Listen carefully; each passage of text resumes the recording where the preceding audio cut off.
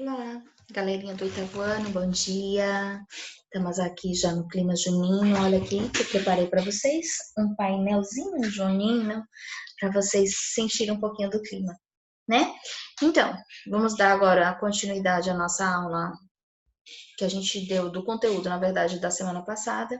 E essa semana, como eu prometi para vocês, a gente vai falar sobre a corrida de orientação, que ela também faz parte dos jogos da natureza, né?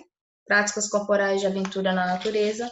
E uma que ela não é muito praticada aqui no Brasil, mas por quê? Porque ela foi fundada primeiro lá na Suécia, ó, em torno de 1910, por um rapaz lá do exército, com a finalidade de preparar suas equipes, os seus soldados, para sobreviverem dentro de um espaço, ou de um terreno, de um lugar que é envolvido a natureza, né? Então, foi criada isso com objetivo, com obstáculos, justamente para chegar ao objetivo dentro do exército.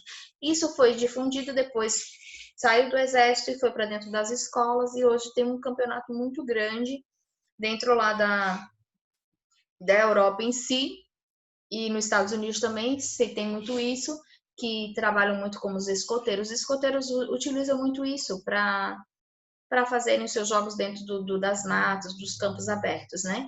E nos Estados Unidos, como tem muito camping, né? Tem muito lugar de férias, acampamento de férias, e ele utiliza muito essas corridas de orientação como se fosse uma atividade recreativa e também para as equipes, para formar as equipes, para fazer a socialização entre os meninos do acampamento. Isso também é usado na escola.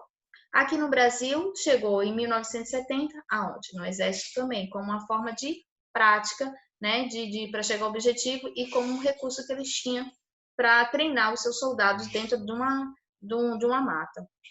Né? Aqui a gente tem um pouquinho mais para frente, a gente tem a prática popular na Europa, como eu disse, nos países que tem mais, eu vou dizer aqui para vocês, na Europa ela é uma prática bastante popular, inclusive fazendo parte do currículo escolar, em países como Noruega, Suécia e Finlândia, né? A corrida aí que eles usam lá muito isso até no componente escolar, porque eles fazem dentro desse espaço. Às vezes eles já preparam com antecedência o espaço dentro de um parque, de alguma coisa assim, e levam seus alunos para praticar essas atividades nesses espaços da natureza.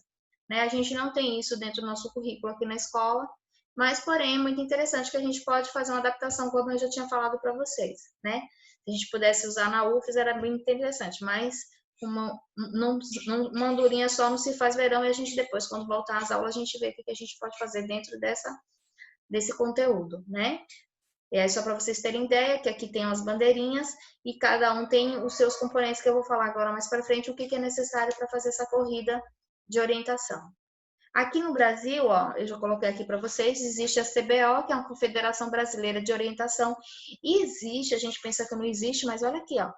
Uma organização, tem aqui até, que é 2/6 de 2021, para o próximo ano, porque esse ano a gente não está tendo campeonato nenhum, né? Então, 5 provas em 5 dias, 6 mapas inéditos, ó, mais de 15 mapas para treino de campo. Então, existe o Troféu Sudeste de Orientação. Isso aqui em Minas Gerais, mas eu já olhei, existe no Amazonas, existe em toda a região do Brasil, existe já esse campeonato, que é essa corrida de orientação. E às vezes a gente não tem nem ideia de que existe essas coisas perto da gente, a gente não. E faz desconhecimento. Então, falar por que fala isso? Para vocês conhecerem. Quem sabe vocês suscita isso dentro do coração de vocês de praticarem essa atividade. Né? O interessante da educação física é justamente trazer as atividades, mexa seu corpo, não importa como. Então, você escolhe o que você vai fazer. Se você sente satisfação fazendo a corrida interna, é interessante, porque você vai praticar corrida, vai trabalhar o seu psicológico também. E é interessante. Então, por isso que eu trago essas outras atividades para vocês, esses outros esportes que existem dentro desse mundo afora, né? Para vocês terem conhecimento. Então, esse aqui já sabe que aqui no Brasil tem, tá bom? Vamos pro próximo aqui. Objetivos e materiais. Lembra que eu falei que eu ia falar agora? A gente precisa de bússola, precisa de um mapa e tem um cartãozinho que é tipo assim, para saber o tempo e onde que você fez cada percurso, qual foi a primeira base, para saber se você fez o percurso de acordo com o que está orientado. Então, tem um percurso e você tem que fazer com cada estação na sequência, primeira, segunda estação, para saber se de repente você não chegou na segunda ao invés da primeira. Então, é um cartãozinho que orienta e vai dizer se a equipe fez o percurso certo ou não.